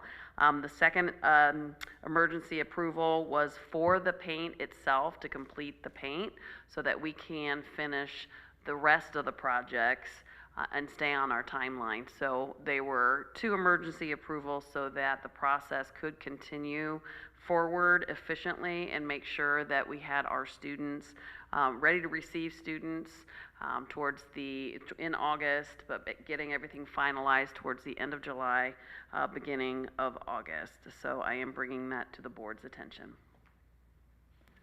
Thank you. Any questions from the board? Great. All right. Anything else for superintendent's report? All right, going on to item number 6, Board of Education matters. We have a couple items in the packet. The first one is our MHSAA membership resolution. This is a voluntary membership for the Michigan High School Athletic Association. It has to be renewed annually. We actually don't need to vote on this tonight if you guys want to wait. Otherwise, there is a motion in the packet. This is something that we do every single year for our athletic teams. So any questions? Do you want to make a motion tonight? I'm okay with that. I can make a motion. Sure. Move to approve the MHSAA membership resolution for the year August 1, 2024 through July 31, 2025 as presented. Do I have support? Mike? Any discussion? All right, all those in favor? Aye. Any opposed? Motion carries. All right, also in the packet is the recommendation that we continue our membership with the Michigan Association of School Boards, also known as MASB, where we get a lot of our education, some board legal advice, and other items in terms of how to run open meetings and whatnot. So can I get a motion to approve that? Amanda, thank you. Move to approve Oxford Community Schools Board of Education's continued membership in the Michigan Association of School Boards for the 2024-2025 school year at a cost of $9,594.58 based on student enrollment as presented. And do I have support? James? Any discussion? All those in favor? Aye. Any opposed? Motion carries. All right, next up on the agenda is the bank depositories and signatures for bank accounts. We had to have this on our agenda anyways for Dr. Milligan as she's new, but also due to the vacancy of the treasurer, our policy calls for it to default to the president until we select a new treasurer, which we will do when we have a full board again, because we have 30 days to do that. So we will read each motion, and then there'll be a roll call vote for each item under this section. So I will go ahead and read the first one since Amanda just read the last two. So I move to improve the general fund and debt retirement checks for the 2024 calendar year to be listed and approved by the board. They will be signed by using the signature plate engraved with the names Tanya Milligan and Aaron Reese. Do I have support? Amanda? Any discussion? All right, roll call vote, James? McDonough? Yes. Whitney? Summers, yes. Reese? Yes. All right, the next one, move that all payroll, internal accounting, and school lunch checks be signed for the 2024 calendar year by using the plate engraved with names Tanya Milligan and Aaron Reese. Do I have support? Amanda? Any discussion? Roll call vote, James? Whitney? Yes. Summers, yes. McDonough? Yes. Reese? Yes. All right. Under the next item, as you may have been listening to Amanda and the policy committee over the last few months discuss our transition of policies from the current vendor, which is Neola, to Troon. We have a resolution to enact those policies effective July 1st. The total resolution was in the packet for those who had a chance to read it in full disclosure. Otherwise, I'll take a motion to move. James? Move to adopt the resolution to repeal, replace the board policies as presented. Do I have support? Mike? Any discussion? I just want to quickly say they will be in effect as of, once we do that, not July 1st. We were just aiming for July 1st as our by date. So just to catch Gotcha. any confusion, they will be Effective now. Yep. tonight? If roll call vote Tomorrow. passes. Gotcha. I think it's July 1st. Yeah, it's July 1st on the resolution that's in there. So we start the enactment date of July 1st. That's what is in the resolution part. Oh, I didn't have that on mine. Right here, under 5.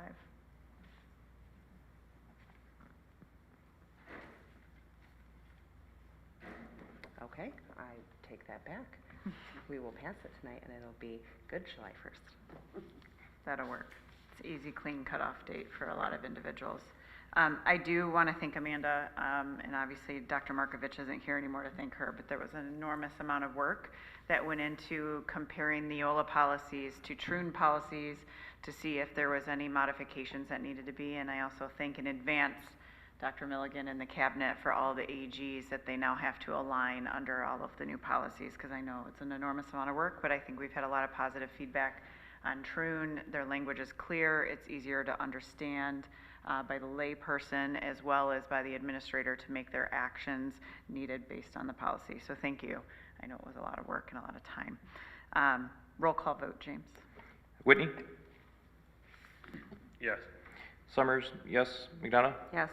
And Reese? Yes. All right, great. Next item under board business is the 2023-2024 superintendent evaluation.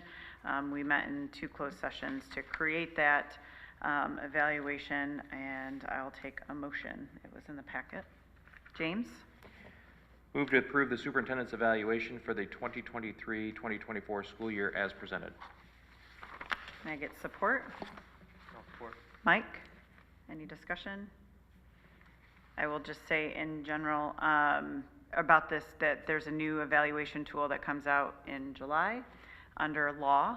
And so will we be attending another training to learn what the next evaluation tool will be looking like, actually, I think on July 10th, once the new board is set as well, and where we will set goals and they will be clear, so evaluation will be more streamlined moving forward.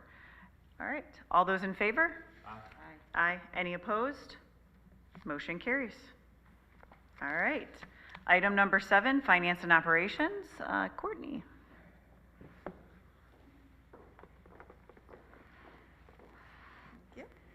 So the first couple items, I think you guys are just doing a motion to approve the final amended and the 25 proposed. Is that correct? Or am I doing this first? Yes. Yep. Okay. Sure is. Can I get a motion for the final amended budget? Amanda? Move to approve the 2023-2024 final amended budget for the capital projects, child care, debt retirement, food service, sinking, and student activities funds as presented. And support? James? Any discussion? All those in favor? Aye. Any opposed? Motion carries. All right, I'll go ahead and make the motion for the other one. Move to approve the 2024-2025 proposed budget for capital projects, child care, debt retirement, food services, and student activity funds as presented. And support? Amanda? Any discussion? All those in favor? Aye. Any opposed? Motion carries. All right, drainer, parking lot. All right, so, part of the drainer renovation, the OEIC renovation, trying to We're get gonna used have to to that. update Is we have to redo the parking lot to be able to have enough spaces for all of the people that are gonna occupy the building. So in your board packet, you have the original bid from Birmingham Seal Coat that we did an RFP in spring, I believe it was March or April. We only had one bid. The bid came in at $612,000-ish dollars. We quickly realized that that was out of the budget. So they went back to the drawing table. IDS helped us value engineer the drawing down, and we were able to revise it to get it down to more of what our expectation was for the budget to be. So you also have in the board packet a letter from IDS with some of the revisions based off of the original RFP bid, and how we got down to that $320,000. So some of the items that they did was, they took, originally the bid had come in with 98 parking spaces. They took it down to 50. That was to kind of right size for the occupancy that we expect to have at the building. The 98 was a little more than was necessary, so we were able to get that down and bring the cost down. They reduced some of the drainage. The restoration, the original bid had that they were going to restore some of the surrounding grass area. We're going to leave it as is for now. They changed some of the parking lights. They removed, the original bid had conduit and electrical ran for future cameras and lightings. They removed that, so if we ever want to add cameras in the future, we would have to either look at, I believe Andrew said maybe there might be wireless options at that point, or we would have to run electrical as well.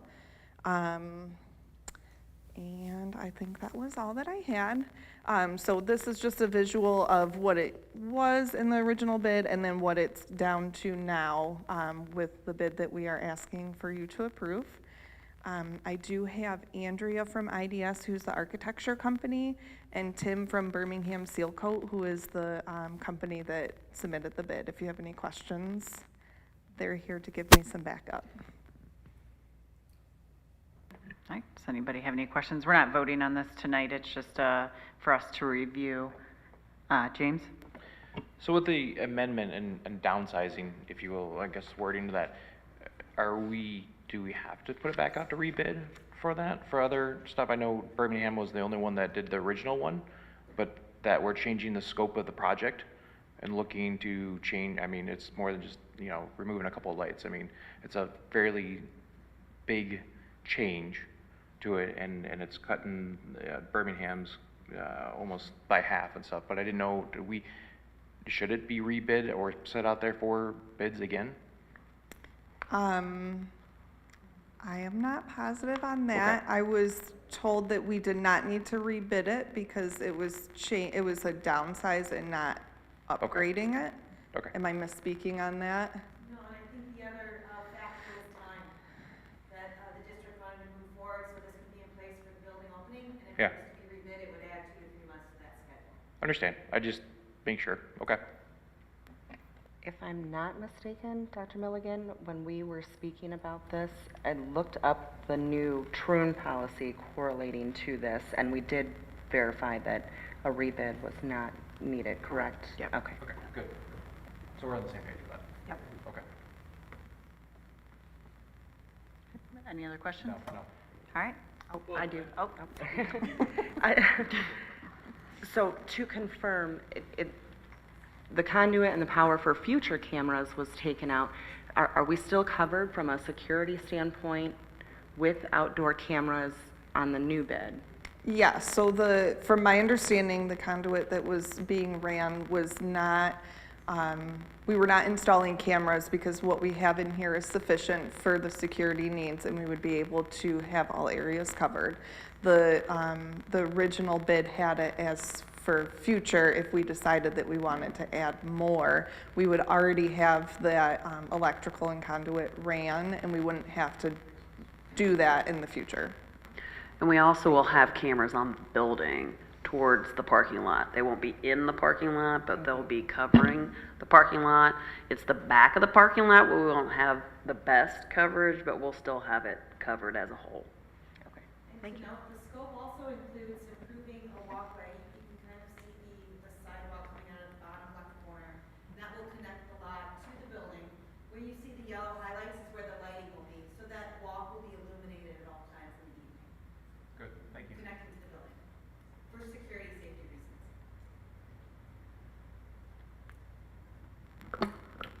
I actually meant to ask for a map over the weekend, so this is kind of helpful. Where exactly is this, though? I'm trying to get my bearing. Back up one Yep. or two.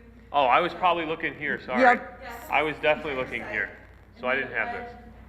I know where that is. Quasi-rectangle. Okay. That's the area of work. You Okay. can see, today, there was an asphalt lot there Yeah. years ago. And so that's what the original scope was, to restore the entire lot. And that's why, we're scaling back, due to money. But that was the original footprint, so. And that's why originally we went with the 98 spaces, was because it was to renovate what was What was there? there. Right. Now, I guess if we do it on the way we were talking about with the roughly $300,000 one, what does that transition point look like between what's left of the lot here? So, I mean, I don't know if we'll have any events that will spill over, but I'm well aware of our elementary schools and such. Correct. In which we just park everywhere, right? Right. And so this would be a spot where you can park, and maybe it's not a finished current parking lot, but it's better than parking on the grass or on a curb or on the sidewalk. So, Tim, are we ripping out the asphalt that's currently there, or are you putting it on top? We're gonna rip that out, and then the top edge of the parking lot that goes kind of parallel level with the bottom of the garage will be an F2 curb, so it'll be a high back so you can't drive over it. Okay. That'll keep people naturally delineating off of that, native soil that we're gonna leave there. Okay. And fill. Okay. If people decide to drive on that, that's up to them. I'm not gonna say it's gonna be fine, they won't get stuck. But Okay. there's a lot of other places to obviously park as well along the larger side. And that's where the restoration number came through. So we're removing that existing and only paving half. So the existing other half will be restored by the district. As far as seeding and. Okay. Okay. And then for the future, if it does grow and we do decide that we want to go back to 98 spaces and expand on the lot, this won't be such a big cost difference between it, you won't have to redo the entire thing, There'll right? be less to do at that point, we just cut that line of curb out and Okay, thanks. Okay. Anything else? Awesome. Thanks, Courtney. Thank you. Thank you guys for coming and hanging out all night with us, too. We Yeah. appreciate you. It was, but it was a good one. All right, moving on to the agenda, we have unscheduled public comment next. Kelly's bringing me the cards. Thank you, ma'am. I was looking here, and she must have left, I didn't see that. I meant to ask for it over the weekend. All right, first up is Marissa Prince.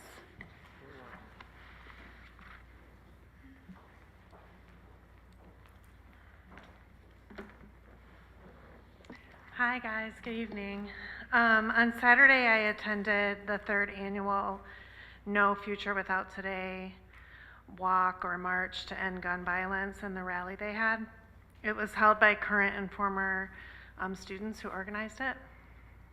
The focus from a lot of the speakers was on gun legislation and gun safety, but Tate's dad spoke, and I wrote a little summary of some of what he said that I wanted to share with the board. He said, we still do not have answers on November 30th because Guideposts' investigation scope was narrow and staff wasn't required to participate. While failures were exposed, the state isn't recognizing it, and we want a full investigation, which is being prevented by the school board and the insurance company, who is prioritizing money over student safety. He then asked the community to email all of you and legislators to ask for a bipartisan commission to investigate, simply so we can drive change and keep students safe. He explained that the families of the victims have been fighting hard at the state level, and they've been turned away, and that they feel that they need accountability. They're asking for the full story and subpoena power by the committee. He also talked about 42 Strong, that they do frequent student check-ins with their members, and it's a sliding scale using emojis about how the students are doing. And then they target personal interventions to anyone who's flagged using that system. And he talked about something similar to the early warning system that we saw tonight. The only difference was he did mention including participation in activities as something that could be viewed and included in that system. So is the student active in any sports clubs? Are they withdrawing? So that's an idea that I got from him when he spoke. So that's it. Thank you. Thank you. Kara Erskine?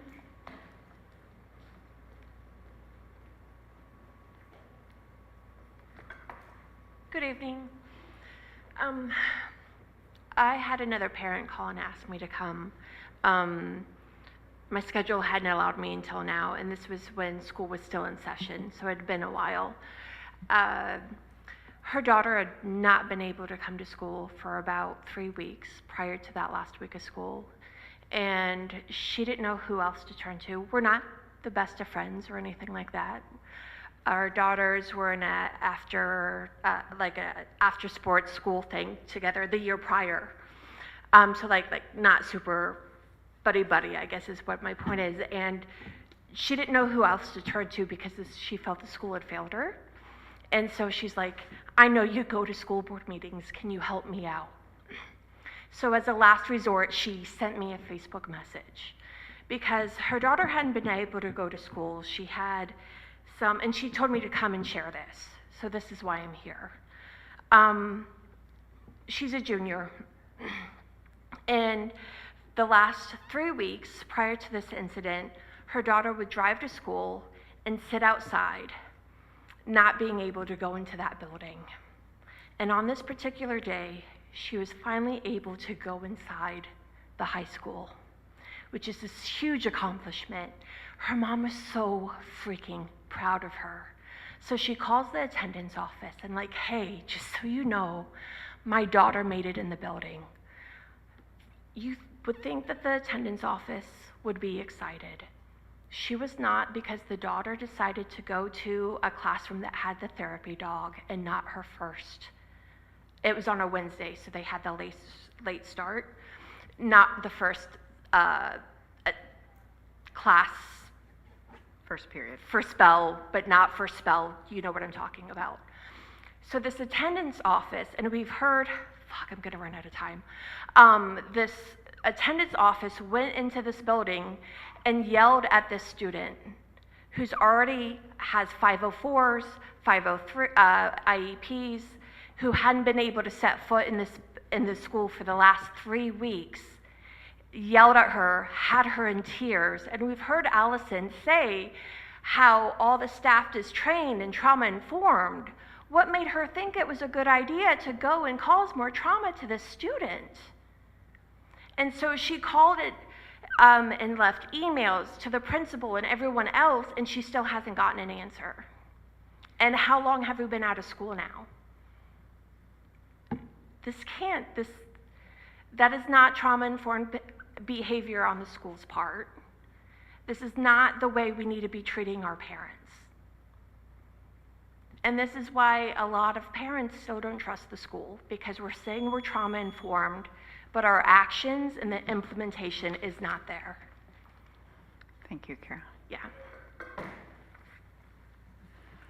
All right, the next item on the agenda is our scheduled events. We do have a special meeting on July 8th that will be for the school board candidate selection, interviews, and appointment. Then we will have a regular board meeting on 9th, and then the board workshop on the 10th, so a very busy week. With that, any administrative clarification, Dr. Milligan? I just want to reiterate and add that I will be at Eris Bookstore tomorrow from 4:30 to 6. And on July 11th, I will be at the Oxford Library for story time at 11 a.m. and invite all community members to join me. Under the next item is final board comments. I did want to say, in terms of board applications, originally we had requested that the community turn in board applications on the 26th. I would like to propose the board, make sure no one is against, but I would like to extend the date. Originally, we thought we would meet the week of 4th of July. We have sent that now for July 8th as our meeting, so we could extend the date for board applications to July 3rd, if everybody's okay with it, but I would put a time on that because the board office closes for the holiday weekend. So at 4 p.m., July 3rd would be the updated deadline. Is there any naysayers in the group in that? I think we're all probably on board with that. Good. All right. Any other final board comments? All right. Meeting is adjourned, 8:27 p.m. Thanks for coming.